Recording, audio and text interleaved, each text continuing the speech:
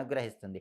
సహజంగా అందరూ ఉదయం నిద్ర లేచాక ఆడవాళ్ళు ముగ్గులు ఇంటి ముందు వేసుకుంటూ ఉంటారు. కానీ ఎవరికీ తెలియని విషయం ఏంటంటే ఆడవాళ్ళు శుక్రవారం రాత్రి పూట ఇంటి ముందు ఇలా అష్టదళ పద్మం ముగ్గు వేసి నిద్రపోతే లక్ష్మీదేవి మిమ్మల్ని తొందరగా అనుగ్రహిస్తుంది.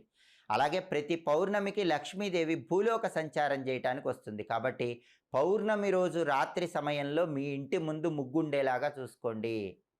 ఏ ఇంటి ముందైతే పౌర్ణమి రోజు రాత్రిపూట ముగ్గు ఉంటుందో ఆ ఇంట్లోకి లక్ష్మీదేవి సులభంగా ప్రవేశిస్తుంది, స్థిరలక్ష్మి అనుగ్రహిస్తుంది.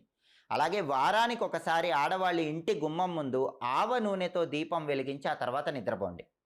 రాత్రి నిద్రపోయే ముందు గుమ్మం బయట ప్రమిదలో ఆవ నూనె పోసి దీపం పెట్టి ఆ తర్వాత నిద్రపోతే ఇంట్లో ఉన్న నెగిటివ్ ఎనర్జీ మొత్తం తొలగిపోతుంది, లక్ష్మీ కటాక్షం సంపూర్ణంగా కలుగుతుంది. అలాగే ఆడవాళ్ళు తప్పకుండా పూజ గదిలో రాత్రి నిద్రపోయే ముందు ఒక విధి విధానం పాటించాలి. ఆ రోజు పూజ చేసిన పూలుంటే కనుక వాటిని మొత్తం